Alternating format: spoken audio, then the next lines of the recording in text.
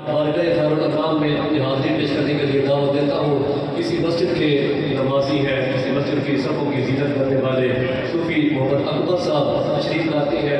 मुख्तसर सी अपनी हाज़िरी जो है वो करीम आक़ा इस्लाम के बारे में पेश करते हैं, मोहब्बत के साथ तशरीफ़ लाते हैं सूफ़ी मोहम्मद अकबर साहब।